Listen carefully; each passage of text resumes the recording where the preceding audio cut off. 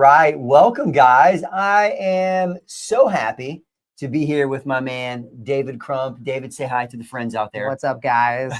Glad to be here live. Not usually next to Joe, but happy that today that's the case. You know, we don't always get to be together. And some of you guys, maybe you might be more familiar with me. Thankfully, you get to see another face here today. You know, David and I have had the chance to work together in the industry for a lot of years on a wide variety of things. And thankfully now it's here on Axiom with you guys. And some of you guys I already saw from the list of people who are joining today. Some of you are former Axiom students. Some of you guys are just part of, let's call it the extended Axiom family. But wherever you guys are watching right now, some of you guys are in our webinar room. We've got this going live on YouTube, on Facebook. Either way, we appreciate you guys joining us. And we want to make it super productive for your guys' time today. Right? We want to make sure that you guys get some value. And our topic, hopefully if you guys, you're in the right place, is, helping you guys as a new trainer, taking action as a new trainer. This is definitely where we have spent a lot of time in the last 1 to 2 years on trying to figure out how do we best help you guys go from certified, which is actually the easy step, to finding traction and getting started inside the industry. So let's jump in here. I see over here, we got, Meredith over here from Michigan, some Axiom students, some non-Axiom students, but, we got Kimberly Barton, shout out girl. She just passed her certification last week and now it's all the hard work. Yeah. She's in the right place today. You are in the right place. So I mentioned this, I sent an email reminder out to some of you guys today. This is going to be a lot less lecture style and a lot more conversation. So as we jump into some things, we do have some structure. I want to walk you guys through a few things, but we're definitely going to be taking specific questions. So fire away questions and comments throughout because we want to make sure that we're problem solving things with you guys. I can definitely say after we've run a number of our qualified trainer courses and working with a lot of students post certification, it does tend to be a handful of the same issues. So the good thing is probably the challenges that you have right now, it's not rocket science. It's just about figuring out what do I need to take action on? All right. So that being said, let's jump right back in and, maybe some of this feels like you guys, and I'll give us a little different view here so you guys can see here. I have my little image. Frozen personal trainer. The trainer who's frozen and not sure what to do. All right, I'm certified. I'm inside my first couple months, maybe even just in the first year. And you're like, what the do I do now? We've all been there. And I'm sure some of you guys might feel this. So maybe this might be you. If you feel overwhelmed on where to begin, maybe you're spending time. I call this productive procrastination in some ways. You're like, man, I know I need to get my LLC. I got to work on my logo, my website. I know I also need to get clients and I'm not sure what to charge, but there's this programming piece I still don't feel confident in. And how much do I need to post on social media?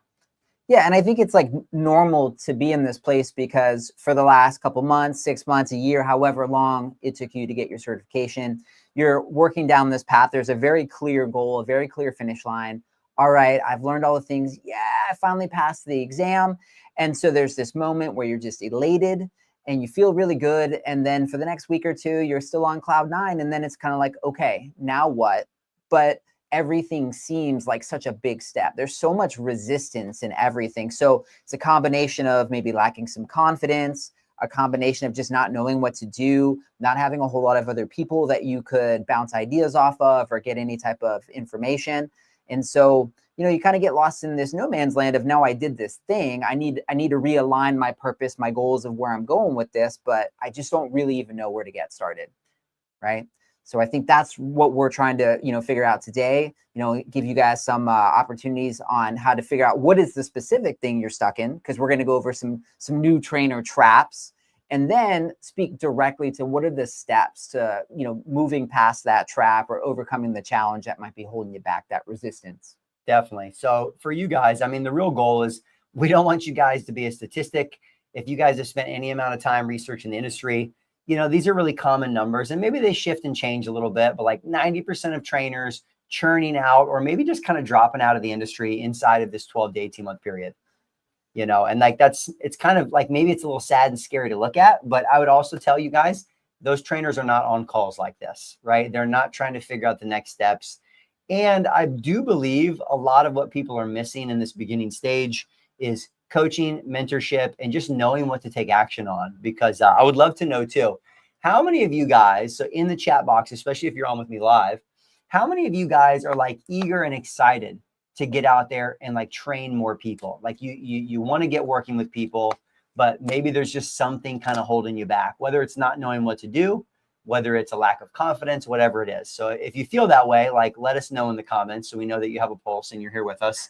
But I think at least what I have found for me personally, as a trainer for 18 years, as well as what we've been doing with a lot of trainers post-certification through Axiom, is that most of it is just simple action. Like it's simple action. And if anything, it's actually just, being able to pare down all the things you can do into figuring out like, what's the one thing?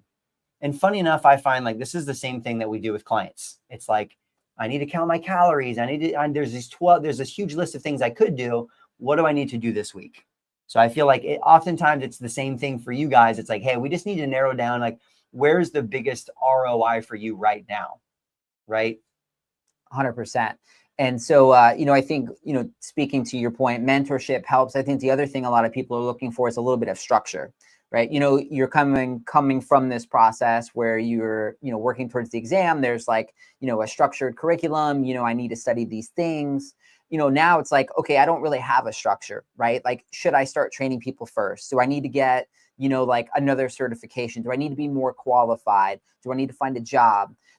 Those could all be places where you could start, truthfully. But since there's no sort of like paint by numbers, it's like, I don't know. I don't want to make a wrong move. I think there's a lot of that too early on in the process. And obviously the benefit of mentorship is someone else kind of identifying where you're at and saying, based on what you're telling me, like, this is where you should start. Just do this, right? Yeah. I think and I want to bring this up here too. So my girl Kelly out there over on YouTube, I Lack Confidence. Kelly, I know you're definitely not alone. I imagine anyone else who's watching and on this call today, it feels the same way.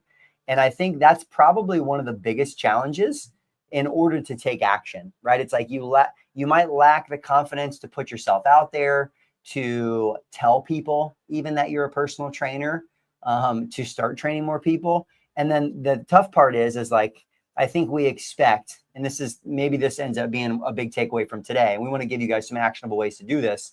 But one of them is like, confidence will not come from anything but doing it.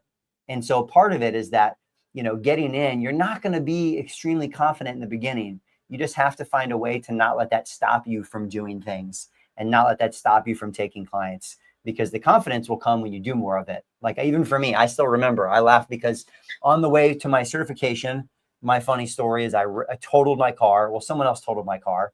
So I'm going to take my certification. Someone totals my car. I have a client the next week. I have a client, this is back when I was training the rec center. And I still remember like getting ready for the client and being like, wow, I have no idea what I'm doing. I do not feel confident going into the session. And I'm a total gym rat. I'm living in the gym. And so I just say that for you guys to know that like everyone feels that way. I'm 100%. sure this guy felt that way. 100%. So I started in a big box gym in a Bally Total Fitness back in 2006. And even though I was certified, I thought I knew what I was doing, but I quickly realized I had no idea. It was sort of like, a little bit of optimistic arrogance, let's call it. And I think a lot of trainers that way.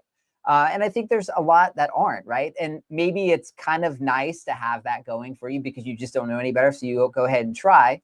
But you realize pretty quickly how little you know when you're actually trying to do the thing. But, Joe said, process confidence is what you need. It comes from doing the thing, because doing the thing gives you experience. Experience makes you feel more comfortable because now you expect what's likely to happen better, right? You've seen more things.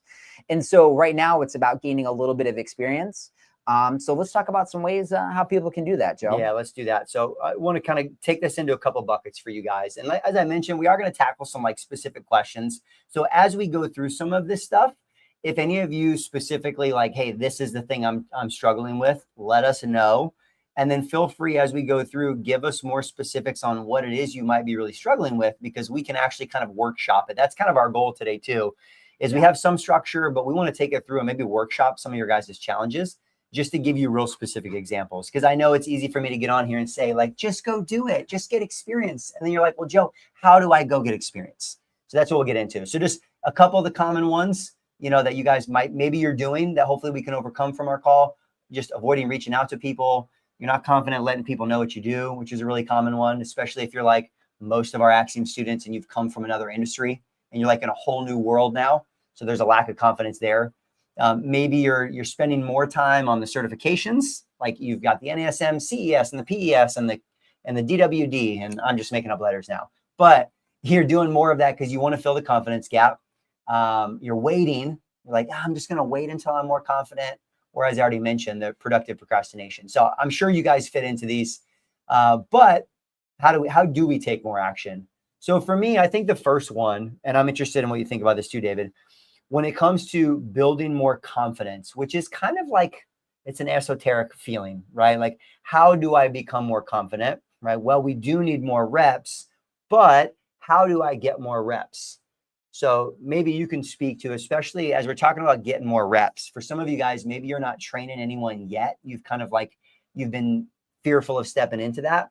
Where's the best place to start? Yeah, well, actually, if you go back one slide, I think the best way I could answer this is I think there's an important clarification here too. Like when we talk about getting experience, it's really easy to think about experience like training people, and that is experience. But each one of these things on these common traps, like you can get experience doing each one of these things, right? So it doesn't necessarily mean you have to be training someone, even though that's also important.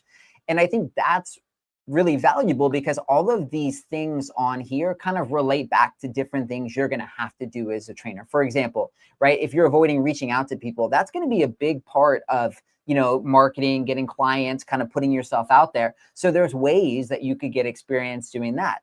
It could be as simple as just reaching out, to people in your social media network, even making a post. It could be talking to friends and family, just letting them know about this recent life transition.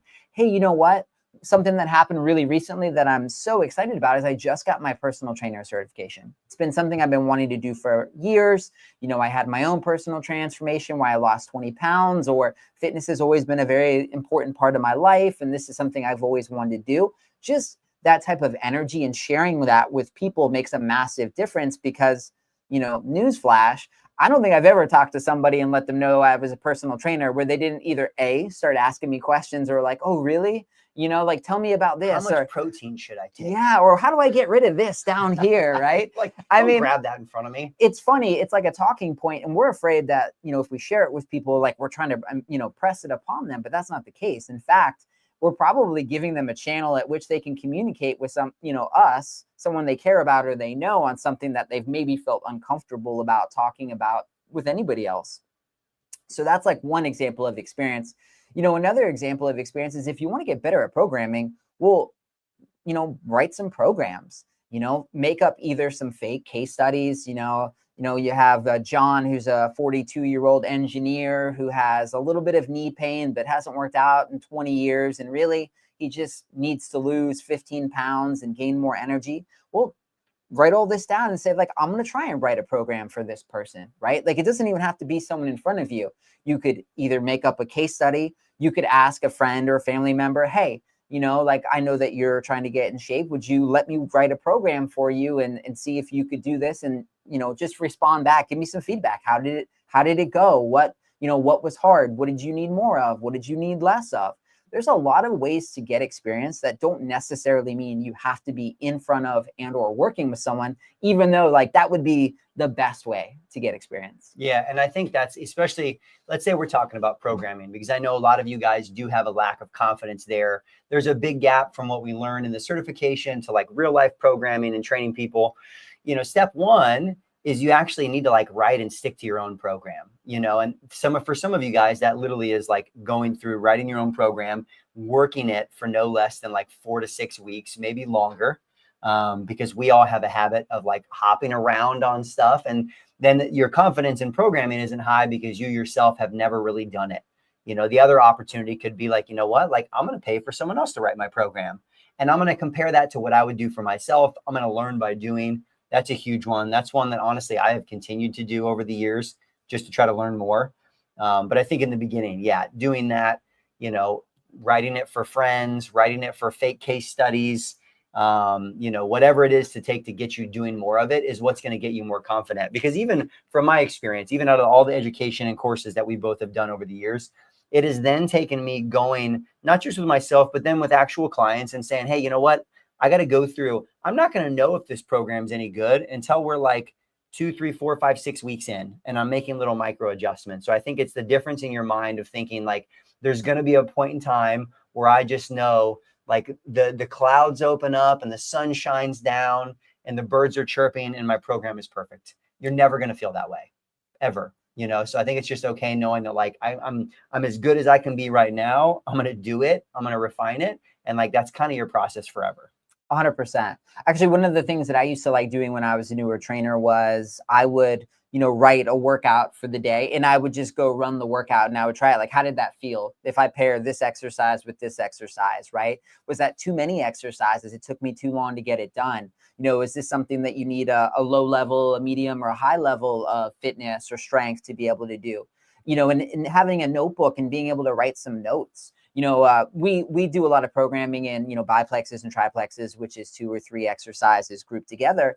And I had a book of like my favorite combinations. And then when I had a client in front of me and I thought this would be great, like, boom, I can go ahead and zip that right into their program.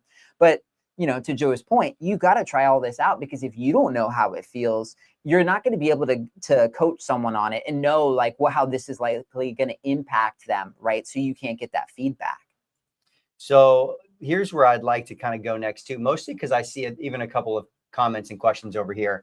Building more confidence, more reps, and we're going to tackle that in a couple of ways, because I think that overarchingly covers it spans a lot of topics in the beginning stage. But free versus paid experience. So when we're talking about how to get started, and let me pull it up here for you guys too. This is a very common question or comment that I get. So Jarwan's talking about, I'm waiting for my NASM gym internship to kick in. I applied right after pass on July 16th, but I haven't been placed with a gym yet. So here's the deal, guys. That was July 16th. Right now it is September 3rd. So we have a couple of months of unused, ungained experience. And part of that comes down to being active in the process. But before we dive, because there's a couple layers we can unpack there. First, what is your take on, should I go in and do a gym internship or an internship or spend time shadowing, or should I just start training clients? Should I go get a job right away and just learn by doing? So I think the way that question was even presented to me makes me feel like I need to say it shouldn't be an either or, it should be both, right? I think that when you're just getting started, you need to have some irons in the fire, because everything takes a long time to go, to get going. If I'm trying to get a job somewhere, let's say I spend weeks just identifying and maybe getting some interviews at some places, and then it's going to be weeks or a month again before they even hire me, likely. So there's a very long delay. I think what you need to be doing is working towards the goal, which is experience and putting myself in a position to make the most when an opportunity comes my way. So I don't think it's an either or, it's a both situation. So my recommendation would be like, get these reps and things that you can do without any formal structure, internship, whatever, whether that's like, training friends and family members, whether that's writing programs for people, whether that's like just introducing yourself out in the community and getting some exposure. All of these things are going to bring you in the right direction. When it comes time to like have a formal job, it's probably better to work inside of someone else's business, whether it's a big box gym or at a studio, because I spent a moment earlier talking about structure, and that's kind of what you need. You need more of like a regimented way of like, here's how we do things around here, so you don't have to start from scratch, I think. Unless you've been a business person, an entrepreneur in another space, you have a lot of sales and marketing ability, you're just really outgoing and you have a great network, it's probably going to be kind of hard to get, your separate business off the ground with a whole lot of success. But there's no reason, as long as you've okayed it with a potential employer, that you couldn't also be doing that in conjunction with working somewhere or getting some internship experience, for sure. Yeah, I love that. I think it's definitely not an either or. Some of you guys may have more time in life right now, and that might dictate it. Some of you guys might be working full time and you're like, I want to get started. In my opinion, if that's your scenario, I would rather see someone get paid to start training people, because you're going to learn a lot by doing. So whether that's working somewhere or training on your own, I think there's different options, but wherever you go, getting started. because I think there's the point there is going to be benefit. If you guys haven't maybe shadowed another trainer, I think that's an opportunity that you can do over time. The gym internship, maybe. I'll just point out here, and this is a common thing we hear, there's nothing wrong with. There are some places that run great internships. But one thing you guys need to know at this point in time is the ball is in your court. You can't sit around and wait on NASM to match you up with someone. They have no skin in the game, right? I mean, anyone, right? If you think about it, like you guys went through the course, you signed up, you paid money at that point in time. They're not super motivated to make it happen. You, however, are. Right. So I think if you are looking for the internship experience, you just need to go out and you just need to go find a gym that's willing to do it. And you go talk to them, because you're probably going to, you might be able to make that happen in a week or two instead of like 2 months.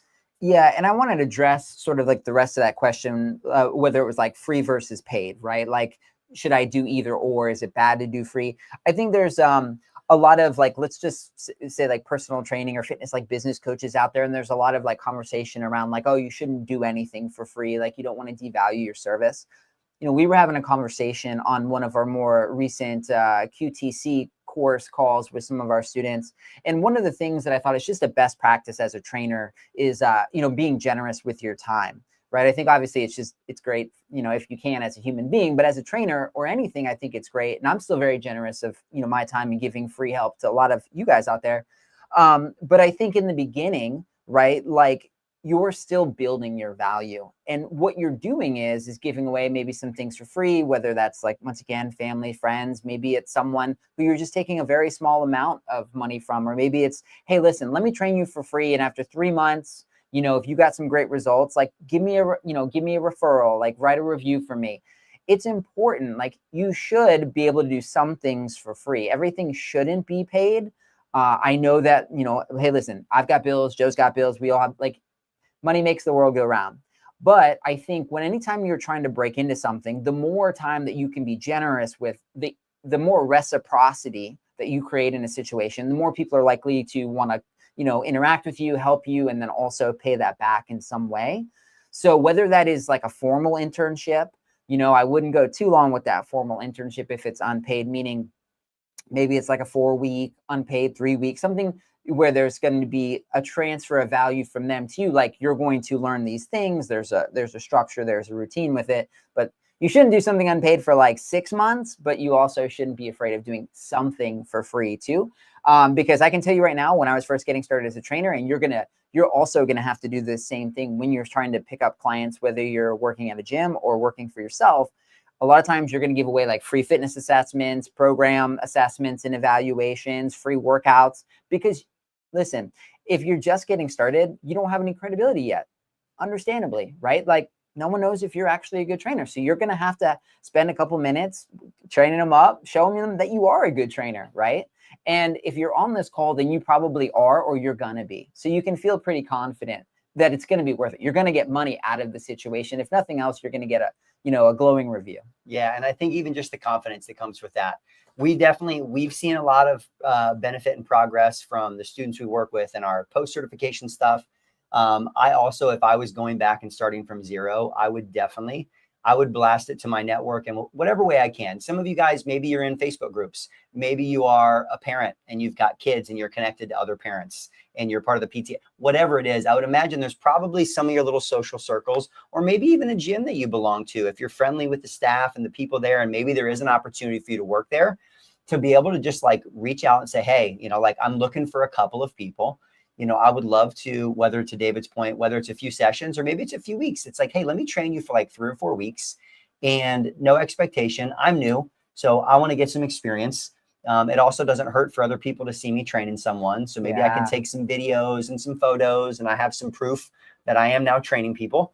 And, for some of those people, guys, if you do a good job, like maybe out of 3 to 5 people, maybe 1 or 2 actually turns into one of your first paying clients. And I think that the confidence you'll gain, the experience with your programming, and you know what? I believe people like to be in on the ground floor with you. You already have people who know, like, and trust you. It makes them feel special. And so for you, like letting people know, like, hey, I'm going to be asking for your feedback. I want to know, how is it? How do you like it? What do you wish you had more of? And then from that, like, you're just able to gain a lot. You're getting some experience. You're getting feedback from people. you're getting some more confidence in what you're doing. And then now maybe after, again, let's just compare, rather than waiting 2 months for NASM to place you with someone who they may never will, you now have accumulated a little bit of experience and you're way more confident to go out and start asking people who will become paid clients. 100%. Lindsay's got a good question here. Can we bring that on the screen? Yep. So Lindsay says, what's the proper etiquette taking a friend or a client into a gym to train them at the gym? Are there rules? Because if you're not working there at the gym, technically, yeah, I mean, there definitely are rules. And great that you're even asking this question, right? Because some people don't even bother and they just start taking people in, right? Yeah. I think if I would not advise taking someone to a gym and training them there if that gym has their own trainers, because that's clearly, a conflict of interest there, and they're not going to like that a whole lot. So if you need a place to train somebody, right, and maybe the only gym that you have access to right now is a gym that they have trainers, and so that wouldn't work. Maybe you could get a couple, like some dumbbells and stuff and go to someone's house, right? Maybe you could train them at the park. Maybe you could just do a single session with them somewhere, an apartment complex gym. Think about finding like an alternative place where you could train them, where you're not going to be stepping on anyone's toes, because you want to have a good, a good relationship with the people that run your gym, but will allow you to get some of that hands-on experience. I think this is maybe where you need to be creative a little bit. And then of course there's even, levels of this, right? Like giving somebody a, a workout program, if they're already working out somewhere, or maybe at their gym, they don't have any trainers. It would be okay for you to work out there, or garage gym. A lot of opportunities. Probably got to get creative here, but most importantly, don't burn any bridges or step on anyone's toes. So great question. Yeah. And so I like that. I mean, hopefully that gives you guys a couple of strategies and some confidence on the free work side of things, on like, hey, you just got to put yourself out there. There's a couple of ways of doing it. If you can find a few people you can shadow trainers, I think that's great too. But I think while you're doing that, there's this other piece. And so I know from having a lot of conversations with some of you guys, and even some questions people kind of submitted before the session, trying to get employed as you're starting, right? It's a new industry. You're coming in, most of you guys with no formal fitness experience. So, like I know that can be somewhat of a challenging process. And so for me, I want to talk through a little bit of that for you guys. First off, maybe like if I were you, what I would be looking for. And then we can get into questions you guys have about it and how active I believe you need to be in the process. So it's not uncommon for me to get on a phone call or have a conversation with someone who's like, Joe, I've applied to like 10 to 12 places. No one has gotten back to me. Like, how am I going to get started? Like, I want to start working. And usually my first question is like, have you gone in person to any of those places? And most times the answer is no. And so I think this kind of goes back to the same thought with like, you can't rely upon, NASM to go place you. You got to be more active. So the truth is that a lot of gyms, and not all gyms, but I know from working in plenty of places, a lot of them may not actually be that great at hiring people, but they might constantly be needing people. And so if you just go and show up, if there are places you want to work, just know, do the online stuff, go show up, introduce yourself. If I'm a hiring manager and someone shows up like once or twice and like wants to meet with me and they're a new trainer, it's going to be hard for me not to want to talk to them if it's a good place to work. And that'll start to give you a sense of like, is this actually an environment I want to be in? Who am I going to be learning from? Yeah. Right? When you're starting out, I'd be looking for a place, if you're going to go get employed, where do they have a big need? Like they're going to be able to throw me some fish right away so I get some experience. But also, do I feel like I'm going to be working with and around other trainers who they want to see me grow? Like they're going to give me some time and not just throw me out there. And these are all things you can't get from the online applications. You got to go in and show up in some of these gyms. Joe's 100% right. When I was a PT manager at a big box gym for a long time, I mean, we always really needed trainers bad. But as a management person inside the gym, we weren't the ones that were advertising the position. We had no control over that. It was not a very structured situation for us. And it was also very challenging. We'd just get like a slew of emails with resumes and like, okay, like go through these and find somebody, right? Meanwhile, we only had like an hour or two a week to dedicate to this process. And of course, we'd be calling people. Most people don't answer. You get it. But, if someone shows up in person, they have their resume, maybe they've been by the gym before, but if they are willing to show up and show they want to be a part of the team, that they're committed to the process, like just going one step beyond everyone else makes a massive difference. I mean, I see that even Mike over here in the comments said that like just even showing the first session framework, at a local gym got him a job. And it's true. When I was a manager, if someone came in and they knew how to write a program and they spoke like they knew what they were talking about and they looked me in the eye and they were confident and they were friendly, I mean, I want people like that because, the turnover in the training industry is rough, right? It's hard to find good people. So if you're a good trainer and you want to be a good trainer, I mean, you really have a lot of opportunities, but you have to be willing to do a little bit more than everybody else so that the manager who may not be seeing everything you're doing on the computer end knows that. Yeah. And I think that's, it is easier and easier to stand out in our technological world by just like showing up and being a human. And especially from my experience with I know many of you who are on here now, some of you, maybe there's a few of you that are in your 20s, many of you are in your 30s, 40s, and 50s. That's very much a lot of students who are with Axiom. And there are a lot of things that are going to come across about you when you show up that don't show up on your resume, And so for me, if I'm a hiring manager, or truthfully, if it's going to be a good place for you to work, they're going to pick up on that. They're going to pick up on that fact. You know what? And really important, guys. One thing that we can't see on your resume, like Joe said, is what you look like, how you act. And as a hiring manager, I can tell you that I was not only interested in hiring people that like fit this like stereotypical personal trainer. Either they were really shredded or really muscular. In fact, most of those people, I'm gonna be honest, were some of the most difficult trainers to manage. And they didn't necessarily do that well. I mean, the reality is that, when you're delivering personal training, a lot more of it is what you bring to the session, not how you look. So that's a combination of knowledge. That's a combination of how well you get along with people and interact, because that creates that whole experience. And some of my best trainers were definitely not the fittest people. They were the people that were the best at talking to others. They were excited about what they were doing. They always had a good attitude. And they really wanted to be there. And so that allowed them to, number one, connect with more clients, to get more clients to want to buy from them right away. Being in shape and looking like that, like a certain way as a personal trainer, that won't hinder you at all. That's maybe all in here if that's how you're thinking. Because I can tell you right now, any personal training manager that's been around the block knows that has zero impact on how successful you're going to be. Yeah. So, I mean, that being said, if any of you guys, we're going to kind of move into another topic area too, but if any of you guys are struggling on the employment side, getting placed somewhere, any questions about that or things you're getting roadblocked by relative to that, throw that in the comments. Because if we didn't tackle something surrounding that, I want to. But I truly believe those are a couple things that may feel like they're stopping you from getting started, but you got to get in, train some people, for free, figure that out. Like that's something you could literally have someone in front of you next week. So like, that's one where if you haven't done that yet, like you got to do it today.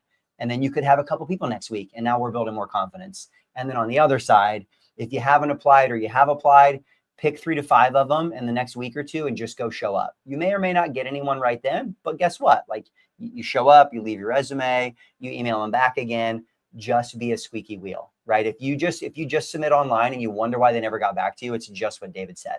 And they probably won't. So just, you gotta be, if you want this, you got to get out there and you got to put yourself out there. It's going to be a little uncomfortable, but like, that's what it takes. All right. Let's see here. There's a couple of your guys' questions I'm going to tackle a little bit later, based on where we are right now with our topics, but let's bring this back up for us. All right. And here.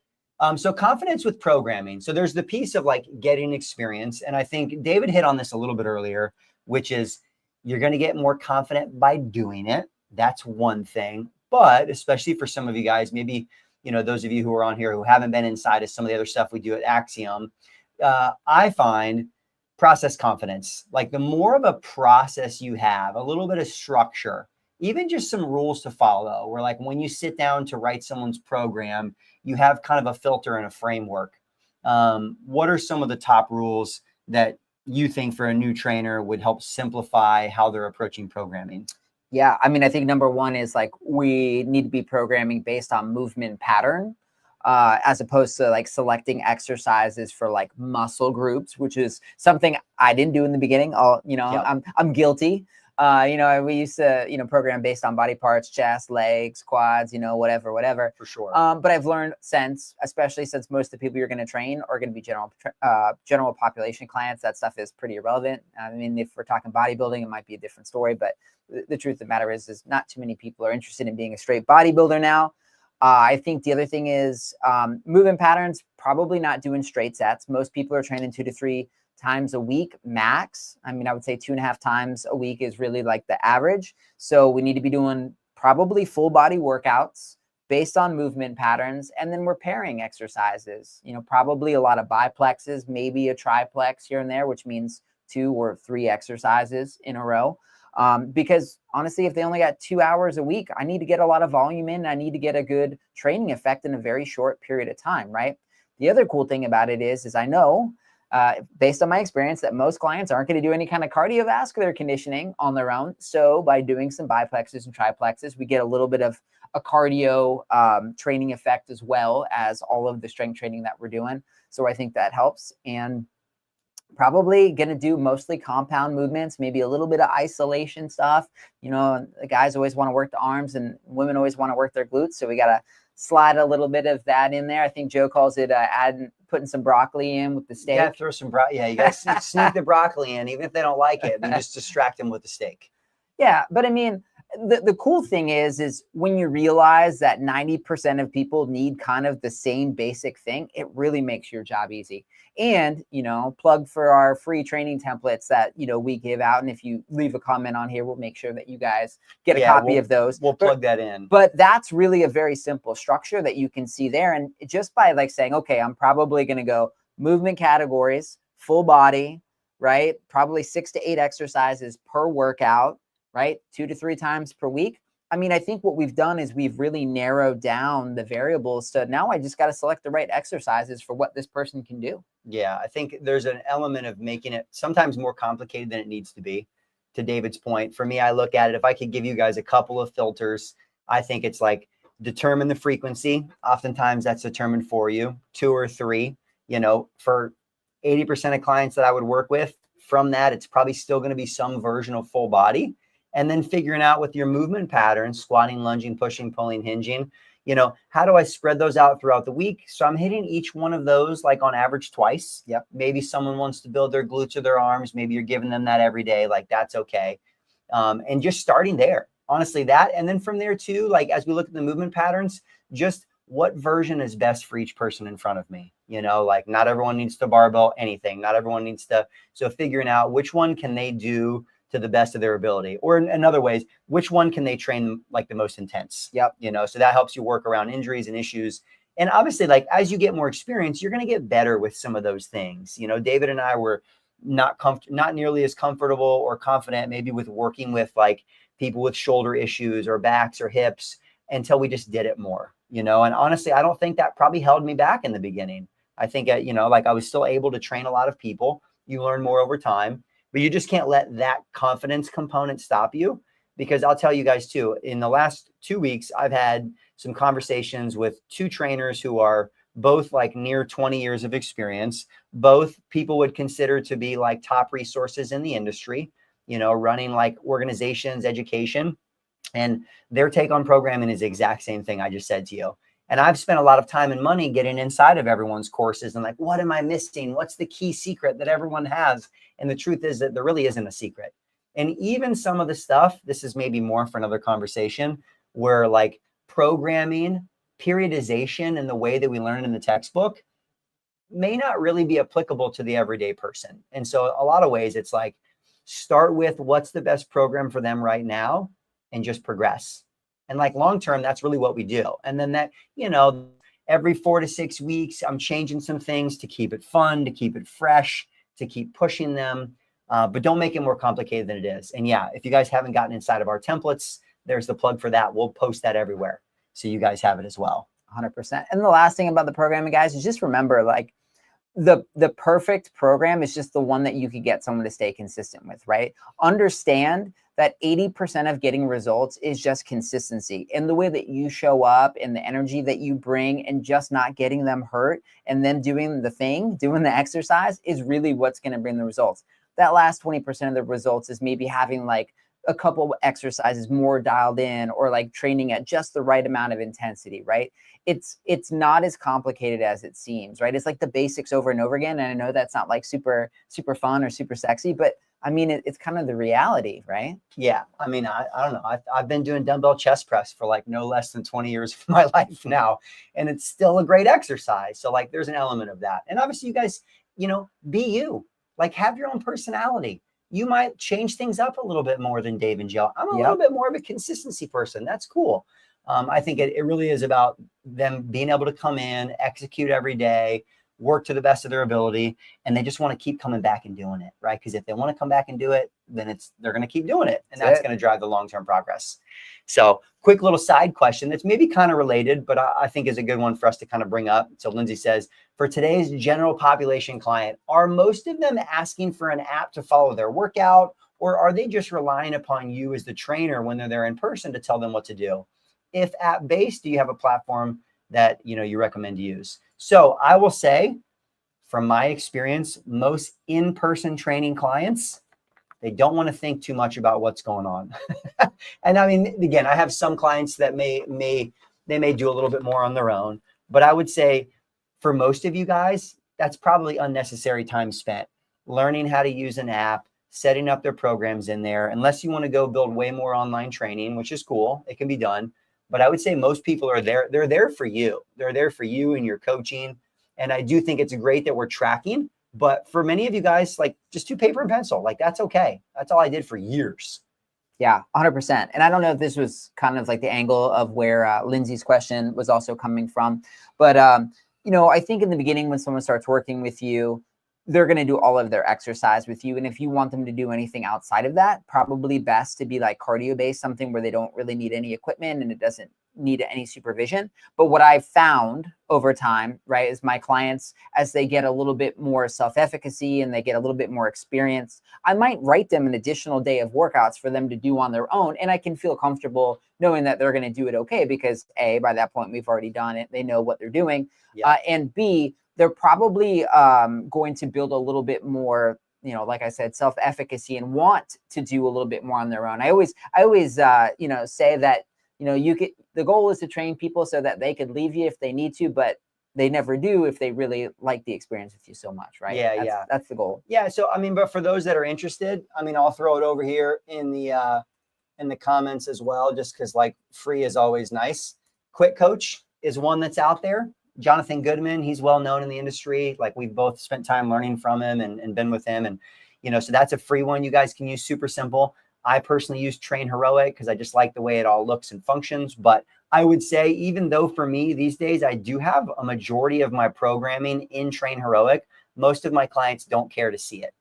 Like they kind of like knowing that like they like knowing I have a plan and they know that I'm tracking and I have it all run in the background. But the majority of them, but that's my clientele. Maybe some of your guys will be different, but I do believe the reason I wanted to bring that one up, that one is easy to spend too much time thinking about, that like people are looking for that. And a lot of your in-person clients, I think they're looking for you. Like they're looking for the human connection. Anything else, like it might be an additional bonus, but some clients won't care about it either. Yeah. Yeah, I agree with that. So cool. So yeah, I see a couple people on here using different stuff. So that's great. We're going to jump back in here to a couple other things. And again, I love the questions you guys are throwing in here too. So we talked about this, just some programming structure. I'm going to link you guys to our templates because I think that's a very simple, great way to start. And then there's layers to this stuff. Like I'm not going to say that there's no benefit of going more. There's more depth. There's definitely more depth and there's more nuance to programming. But for many of you guys in your first year, a lot of that deeper nuance just doesn't matter. Yeah. Not yet. Not until you get a little bit further along. Yeah. Like Deirdre over here says, Google Sheets is free. So yeah, Google Sheets, honestly, funny enough, iPhone notes, almost everyone has an iPhone. And if they don't, like whatever, shame on them. But I mean, that's cloud-based storage. Yeah. I have a couple clients who they like to have it there. I just have some of our workouts in a shared folder. And if they travel, they can do them. So yeah, you don't have to make it complicated. Do something that's easy. But we talked through a couple of those major rules. Let's talk about this. This is one where some of you guys have some questions that I think kind of fit within this too, which is what I call productive procrastination. That there are a lot of things that may matter at some point, but I guess the question is, do they matter right now? Should they be stopping me from doing anything? And so I have on here some social, do I need to spend time building up my social media? Like what website should I build? Logos, LLCs, all the stuff. right? All of the stuff. Yeah, I mean, there's definitely multiple questions right now over in the chat about LLC. And I mean, I love talking about this stuff. You know, I'm usually the one talking more about the business stuff over here at Axiom. But, you know, the thing about the LLC is this, right? I think when I really investigate a lot of the reasons that people are asking about these things, I think that there's a sense of legitimacy that people believe comes from a website and an LLC and all these other things. And, you know, the conversation kind of centers around, well, you know, how do I tell people to get in touch with me? Well, you could just give them your phone number, right? Or like, well, I need to have an LLC or a business name or like all these other things. I'm like, well, why? Well, they're like, well, you know, what do I call my business? And I'm like, you know, Joe Drake, Joe Drake personal training. David Crump. I don't want to make it seem like we're kind of oversimplifying or joking about this thing, but I think that a lot of like the concern on this stuff is like, hey, how do people know that I'm a legit, I'm a real business if I don't have these things? Well, I'm going to be honest. No one's ever going to ask you. In fact, when we were having this conversation with one of our students just a couple of weeks ago, he was like, I created a business name and a logo and all this stuff 2 years ago, and I've never used it once. Because honestly, clients are more concerned, once again, with you than your business. What I will say about the LLC, where like this kind of like what makes sense is that an LLC, the purpose of it is to protect your personal assets from your business dealings. Okay. So there's a lot of people asking questions about it. All it does is create a business entity that helps to separate the assets. Right now, if you don't have a whole lot of assets and you have general liability insurance, which is essentially where if you get sued, people are going to get the money against your policy, then you probably don't really need one. Okay. If you if you have a lot of personal assets or you're starting a business that's going to be growing and you really want to, you know, protect those personal assets, you can start an LLC. But the one thing I also want to tell you here is it's actually a lot more expensive to have an LLC, not because it costs a lot to file one, but you have to renew it every year. It costs more money to file a return with an LLC because you have to file some additional paperwork depending on how you classify your status as an LLC or an S Corp or whatever. And I think that those are all things that just kind of lead you chasing your tail. I've yet to actually meet one person that's ever been sued personally, a trainer, in the many years, right? Because that's kind of why we have insurance too. But most clients probably aren't going to take any action against you. There are other tax implications and better ways with like an LLC as your business gets big. But once again, I think those are all things that are not really important right now because it's not going to change how much you can charge. It's not going to change how legitimate people believe you to be. It's not going to change really anything, right? In fact, you know, even if you think you want a business name because you kind of like don't want it to be based on like your personal name or your personal brand, you know, I'm bummed to tell you that what we've seen now is a huge shift in people wanting to do business with people and not businesses. They don't trust brands the same way anymore, right? You even look at Axiom, you know, Joe's associated with everything. It's, you know, so I would highly recommend, right, not getting yourself too caught up in that. If you're sure you want to do it, talk to your CPA. You know, and go along with it. But don't let any of those things be things that slow you down from getting experience and getting started because they will not make a difference right now. I promise you. Yeah. And I think that's the takeaway. It's not that it's not a valid question. Like we love this stuff and it has become more important for us down the road. But only once training income was much more, right? Was there benefit?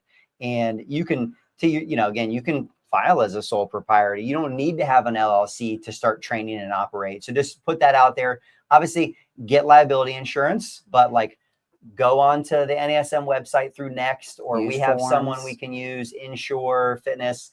That's easy. That's $170. And then beyond that, you don't need anything else to get started. Have the right forms for people. But yeah, don't let that should not be something that's stopping any of you guys right now, because you can figure that out down the road once you're actually making money off of it. And, you know, to piggyback on that, there was a question about website stuff too, guys. Once again, that's stuff that's not going to matter. There's people literally doing hundreds of thousands of dollars of personal income without a website in the training business, because once again, it's not that important. Meaning, I explained this to one student in one way, like, okay, well, you know, you want a website of where to send people, right? In case they want information. How are they even going to know about the website? Well, I'm going to give it to them. Well, if you were going to give it to them, why couldn't you just have a conversation with them, right? Or like have them call you on the phone and you could tell them about what you do. Yeah, okay. Well, I guess that makes sense, right? I mean, no one's just going to find your website if you put it up, right? Meaning like no one's going to Google and somehow magically find it, because unless you're doing all this work for SEO and all this other marketing, it's almost like just more things to do to feel like you're doing anything, and it really doesn't make a difference. And I don't want it to sound kind of short, but the reality is like, this is like the advice I take personally now for any of my personal. I don't have a website for my training business and never have a problem. In fact, I just found it was another thing that cost me more money and took me more effort. Yeah, definitely. It's easy to spend too much time on it. So again, if you have aspirations for other things, there could be benefit, but that's like a background down the road thing. Because yeah, I believe most people, they want to do business with you. To David's point, I actually think in today's world, the simpler you make it, the better. Because you might be thinking, well, what if I have a conversation with someone? I want to have somewhere to send them. No, you just want to grab their contact information so you're in control. Like here, just text them right away. You save it in here. Simpler, the better. And then for some of you guys, again, that can be down the road conversation if you want to do more stuff online or other things. But there are a lot of people even training online with just like, their social media profiles and then Google Sheets, and they don't even have a website. So just know that you don't need it. If you want it, that's one thing, but it could be the thing that's stopping you from doing the stuff that actually matters. So just want to put that out there for you guys. But maybe there's a couple other on here that we haven't tackled. So yeah. And honestly, these other things kind of go in the same thing. So like websites, logos, LLCs, those are all, I feel like, are in the similar bucket we just talked about. Then there's social media. And, I think this is a good one for us to tackle. And then we can kind of move into maybe more Q&A if you guys have some other questions. If any of you guys are watching right now and you don't really love social media, maybe you're not someone who like really wants to be on video and do lots of stuff on social media. If that sounds like you, let me know in the comments. Let me know in the comments, mostly because I'm sure there's quite a few of you guys out there. And David and I are here to tell you that you don't have to do a ton on social media, especially if, in my opinion, your first 5 to 10 clients are not going to come from social media. 100%. The first 3 to 5 people are going to be someone that you either know directly or adjacent, like one direct connect from that, to be honest. And if you're training people in person, social media is actually kind of funny because like it's not going to help you get a whole lot more in-person clients, at least not in the beginning. What's likely to do that is, more referrals from some of the people that you're already training, because social media is just another time spend, right? And you don't necessarily get to direct where like that promotion or that marketing goes unless you're paying for it. And really, like a trainer who is training people in person, you can build a whole book of clients without ever actually like paying for like social media ads and all that stuff. So I think social media is a lot more important if you plan to train people online for obvious reasons. But if you're an in-person trainer and you don't like doing it and you don't really want to do anything with social media, well, congrats, because you probably don't have to. If you like it, then I say go for it, right? Because ultimately that's what's always going to make you successful in marketing, is if you do something that you like, right? And it's something where you can shine. Maybe you get a great presence in front of the camera. Maybe you have a really great network of people from just who you've met throughout your life, and you know a lot of people locally, and that's a great way just to like, megaphone your message out there. But the reality is that most people spend way more time doing this because they see other people online doing this and they think that that's making them successful. But guys, I got to be honest, I've worked with a lot of people in the industry and been behind the scenes with a lot of people, including really well-known people. And a lot of them are not making the money you think from social media. Big followings. Yeah. There's a difference. That the same, people that, subscribe or like your stuff aren't the same as people that are purchasing training. There's a big difference, and you're going to find way more, especially in-person clients off of social media than you'll find on social media. Totally. Yeah. So, I mean, it's one of those where like, should you ignore it altogether? Maybe not. Maybe some of you guys should do some things, but I think it's another one of those that it's very easy to overcomplicate and either spend too much time doing or like let it stand in your way from doing the other thing. So I think the only thing I would say, if you are going to start doing things on there, keep it simple, right? I mean, to me, that's the big benefit. If you can start to train some people even for free, hey, guess what? Now there's some easy content for you if you want to share out there so other people can see you doing it. And then you can just start to think about, hey, how can I just answer the simple questions that people already ask me? That's an easy way to think about it in the beginning. And then for some of you guys, maybe it'll grow from there. Maybe you like it.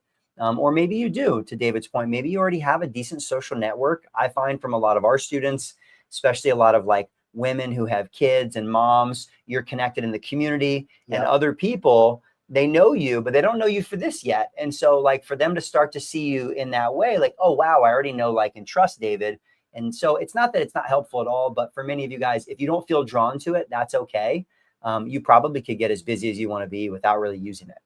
Yeah, I mean, really, when we talk about marketing in general, here at Axiom and, in our various courses, it's all about finding like, what is the mode at which you like promoting yourself or making connections, right? If social media is that way, then I think that's a great opportunity. Meaning if you're very good in front of a camera, or you like sharing a lot about what's happening in your life with others, I mean, that's a great way to promote your marketing. But if you don't, I mean, there's a lot of other ways. If you're the kind of person that likes to meet people in person, you could go hang out at a regular coffee shop wearing your personal trainer shirt, just starting up conversations. I know, here we go.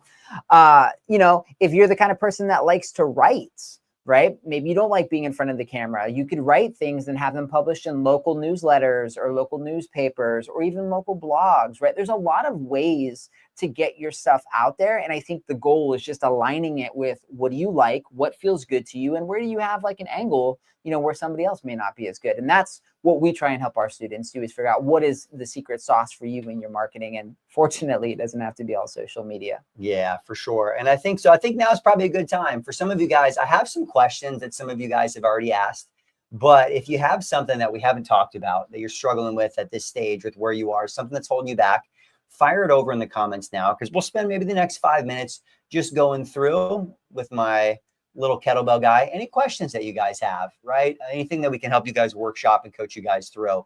And I've got a good one over here that I think maybe we can start with. Let me pull up for us. And first one, mostly because this is more related to maybe some of you guys do have some clients and maybe you're struggling with client retention or keeping people around. So I think this is a great one. So Steve, I appreciate you sharing this. Trouble with client retention. So people will buy a training package, think that they know enough, then work out on their own or join a commercial gym. So I think, again, this is one that maybe some of you guys can relate to. Maybe you're getting people in front of you, right? Maybe you're getting some intro sessions, some strategy sessions, but there's something that's missing to keep them around or for them to feel like they want to keep coming back. And there could be quite a few things here. My first initial thought is that many of you guys, your connection, obviously there's the training component, there's delivering on a training experience that is much, again, it's better than what someone could, do on their own. So there could be a piece of like, maybe there's something missing from the experience, but it could also be the personal connection. I would say a lot of people, even clients that I've trained with for years, if it was just for the workout and it wasn't that we like quickly developed a little bit of a deeper relationship beyond our session, maybe they wouldn't have stuck around as long. So for me, if that was the thing that I was experiencing, I would try to take a look at what I'm doing in my sessions and outside those sessions and say like, am I missing out on like developing a deeper relationship with this person faster? Because for a lot of people, that's what's going to keep them coming back. That's a really great point. I mean, there's kind of like, there's a lot of things happening in a personal training session, and there's a lot of areas where people place value, right? Some people are going to value the relationship and the experience aspect of it, right? Like, I like doing this thing a couple times a week and I don't want to break that great habit. Then some people are just they don't care about what the experience is like. All they care about is the results, right? So it's going to be very dependent on like, did we meet the goals, right? And depending on where they kind of lie in that, there's probably some different ways of strategizing. And if you find out they're a very goal-oriented person, well, then we're going to do everything we can to hit the goals. And then if we hit the goals, like, why would you not want to keep hitting these goals with me would probably be the question that I would ask them. If it's a relationship thing, then maybe it's a little different. I think a lot of it comes back to like pulsing your clients, Steve. For me, right, like, if I don't know what's going on, right, with them, then I'm going to be blindsided at the end, which you might be feeling when they say like, hey, I think I got enough to do it on my own. I think throughout the process, like maybe a couple of sessions before they're done with their training package, I want to know where's their head at, right? So I'm going to be saying like, hey, how do you feel like this has been going, right? We got 2 more sessions and this is like what it's like. Are we on track to keep this thing going? Because this is how I see the next phase of your training program. Do you see it the same way? Are you enjoying the sessions? Have you been getting the results that you want, right? Like these check-ins help me to become more aware of if something surprising is going to happen, essentially. Because if there is, a discrepancy in what I think is happening and what they think is happening, now we can talk about it before the sessions are up, and then like there's no more like reason for us to show up together anymore, right? Yeah. Maybe you did do such a good job that they don't want to come back. But I think in a coaching relationship, which is what this is, it's helping them understand that like it's not just about knowing exercises. It's how do we know what levers to pull at different times and changes and everything else. And so in general, when someone is getting ready to leave me as a client, right, I always want to know what's next, right? Totally understandable, that you're ready to, try it on your own. That's awesome. So what's the plan for you then, right? What do you expect to do next? Just because I want to make sure that you're still on the right trajectory to success. And would it be okay if I follow up with you in a couple weeks or a month to see how that's going? Because I'm really, now that we've had this time together, I'm really invested in your progress. So would it be okay if I reach out to you and see how it's going? And then now we have an opportunity to have another conversation where maybe they're like, I haven't come to the gym near as much as I would have liked. Let's talk about maybe what it might look like for us to get back together. Maybe it's less frequency and maybe them doing a little bit more on their own. It just reopens the conversation. Yeah. I think I love that you put it on here though, because I think it's a learning opportunity. It's an opportunity to get better. Yep. If you're not asking yourself why are people leaving, then you're not going to get better. But I think I'm gonna take a step back. I think from the beginning of the relationship, very important to try to better understand what are they looking for from me, and that's obviously day one when we get together. What are you looking for from a trainer? And trying to get into, like to David's point, are they the client who like really is going to latch on to the relationship and like they want this in their life, but they need someone who's going to be there and hold them accountable and support them? Okay, cool. Because then I know what this person needs. Or is it like, man, I'm really looking for someone who's going to take my training to the next level? That person may be more interested in how does the workout feel? What's like, do I feel like I'm getting the most out of every training session? So just psychologically, I can approach it that way. So I know that's not always easy to get on day one. And then to David's point, I think that there's the constant feedback, like checking in with people outside of sessions. I mean, there's a session that we have, and this is where, down the road, when you guys think about what you charge and the time you spend, if you really want to have great clients that get great results and stay around for a long time, everybody wins. Yeah. Then, there's going to be the session, but there's the check-in and the conversations before, the checking in afterwards, like the little things that I find some trainers don't do, and they wonder why it's easy for that person to cancel or not come back. So I think there's definitely some layers to this. And then part of it might also just be like, as you're thinking about these new clients that you have coming in, is like, man, what if I was charging twice as much? Would I do anything extra?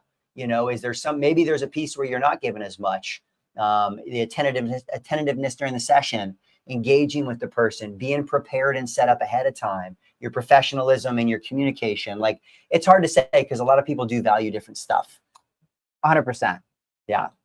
So, yeah. And I know you put on here too, Steve, which you're right. I mean, not everyone's going to be able to afford training long-term. In some ways I find like, man, if you really impact their life at a deeper level, they'll find a way.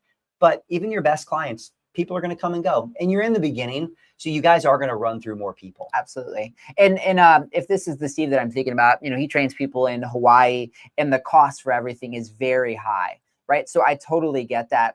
I think the only other thing that I would add to the conversation that we were already having here is, when Joe's talking about like having very like transparent conversation up front with the person and getting to know, I'd be wondering like, hey, is this like, are you looking at this as like a one-time purchase because your goal is to learn how to do things and become more comfortable, where you're looking at it, this is kind of like a one and done thing? Or are you looking at this as like an ongoing committed process where you want to work with someone because you want to get to where you're going faster and you're willing to do that consistently over time, kind of thing? Because I think that could have a massive impact on whether or not they resign. Because if their goal was always just, I want to learn how to work out, I want to learn how to use the equipment, and I just want to, gain some experience so I can do it on my own, then of course, like, I'm not going to be surprised when they're not going to resign. Yeah. So lots of variables, but great question. And we can dive into more of that even beyond. So we got one more question we'll tackle on here too. And I will say, if you guys are on with us live and you have a question we haven't gone through, or you're watching this in any of the places that it's going to live, leave your questions on these videos, because we'll come respond back to to it. them and we'll make sure we respond to them. So I got one from Lindsay, which I think is good, because the pricing conversation, a lot of people, sometimes this is one of those things that prevents people from starting, because like, I don't know what to charge for things. And you hear a lot of different stuff from different people, like there's a formula. So what are reasonable starting rates to charge, and for how long for each session? 30, 60 packages. You know, so there's quite a few things here. I think maybe the best place for us to start is like, how do I figure out what to charge? Yeah, great question.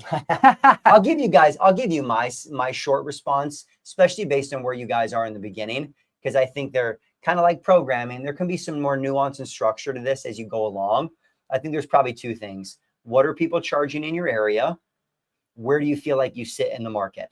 You know, I would add to that, like, what's your confidence level? And the only reason I say that is because whatever you ask, you have to be confident in, because that's really going to make a massive impact on whether or not someone's going to buy from you. So, you know, I've had this conversation a lot with people recently, so I'm just kind of give you like the quick and dirty breakdown here, right?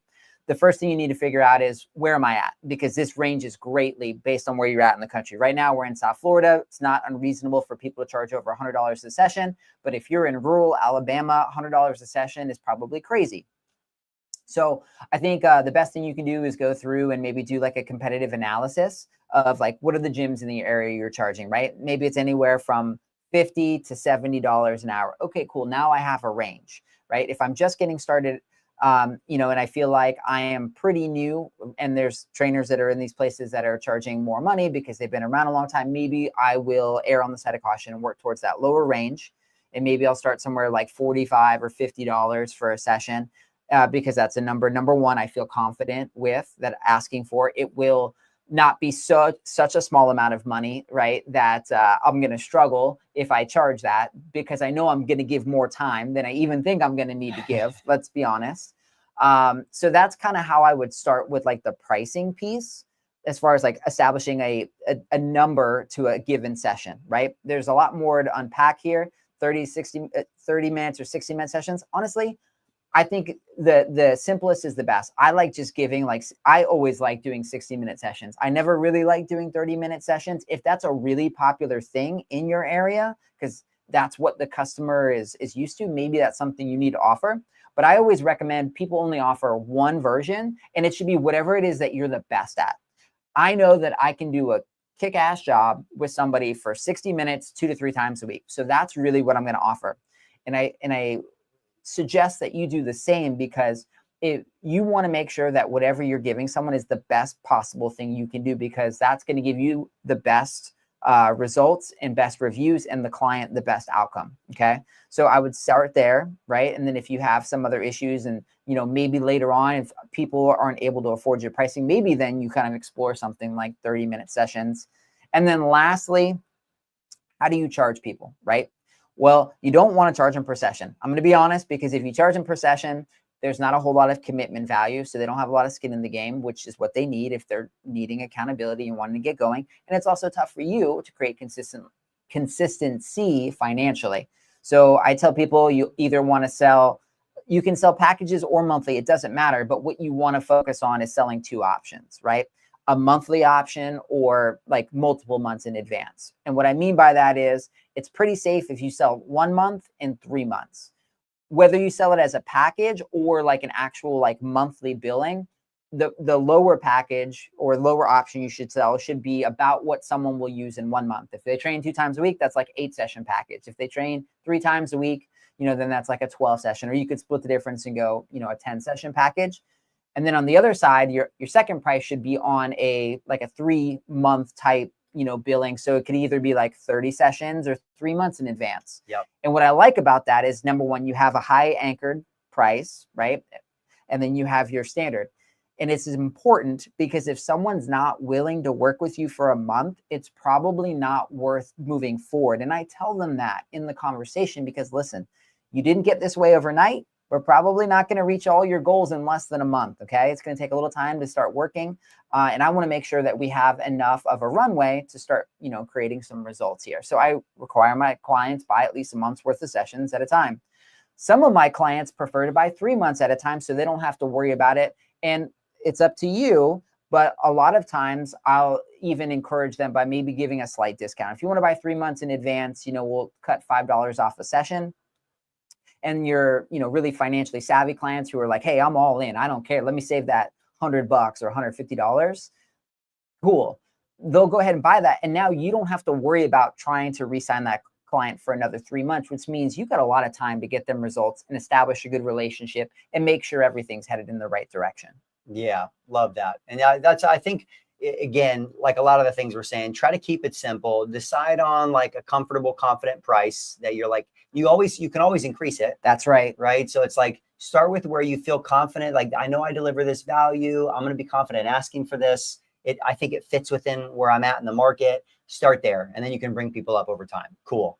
And then from there, like whatever you're going to sell, don't be the menu with like 12 different options. Like just present like, this is what I do. This is how you can pay 1 month, 3 months. I think that's great. Even for me, I do it even simpler, which is like, there's one session rate, no matter how much someone's training. Yes. And I have like recurring packages because it's easy for people. Like they know they're only going to pay for what they use. And for me, I just like, however, I like to set up like payments so that we can just focus on training and we don't have to continue to have to come back and talk about like pricing and like, do you want to buy another package and all those things? Because I just find that's where you guys get uncomfortable. So keep it simple. We can go in more detail beyond this call too, because I think there's some nuances to this for some of you guys, like, intro opportunities for people. But for right now, that's probably the right amount. All right. And then as far as, Lindsay, you also answered best payment platforms to use. Stripe. Yeah. However you can get their money, like I think there's a lot down the road. There's more like for me, I have like credit card billing and all that stuff because it's easier for me. I don't like to chase down money, but like whatever you do, don't take payment afterwards. It's payment in advance. They're paying in advance for their month. They're paying in advance for 3 months. But yeah, Stripe is obviously pretty easy. Yeah. I think Square, there's plenty of options out there. And truthfully, even these days too, like Venmo is very trackable. Zelle. Yeah. So I think, whatever's easy for you and easy for the client to do, that's probably the best. All right. And we're going to tackle more questions even beyond the video, but I want to wrap it up. I'm sure you guys have some other things that you're doing today, as much as we'd like to stay on for a couple of hours. But I think probably one of the take home messages from stuff we've talked through is really just the fact that, hey, no matter what, with all this stuff, more action is almost always the answer. So whatever it is, whatever you feel like is standing in your way, it's probably something you could solve in 5 minutes. So I find and this is like my theme in life right now, even like things with my house. I'm like, Joe, you could probably just solve it in 5 minutes. Stop putting it off. Yeah. So that's the end, because it'll get more complicated down the road as you get more, you're doing more training, more volume, all that stuff. But right now, most of it should be very simple. And the other thing that I'll put out there for you guys is that, we very much know having support, having accountability. Yes, this is me pointing to Dave's butt. This is him like basically trying to grope me inappropriately. I didn't tell Dave I was going to use this image, but obviously I'm the one coaching him as it should be, the lunge expert here. But for some of you guys, if you like the idea of having more support and accountability and a sounding board and people to help you simplify what the next step is, that's probably one of the greatest benefits of working with us beyond the certification. For sure. And I think we got some people in here, even in on the video today, that are in our qualified trainer course. After this video, we'll have some of them comment on there as well. But most of the action you guys need to take early on is not super complicated.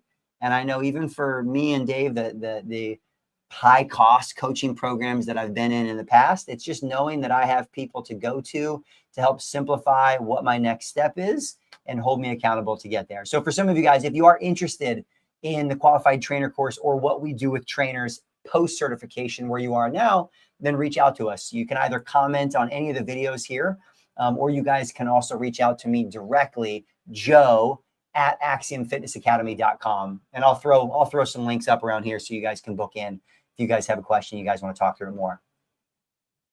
But I appreciate you guys jumping on with us, spending some time with David and I. Hopefully you guys got something out of it. If you did, leave us a comment.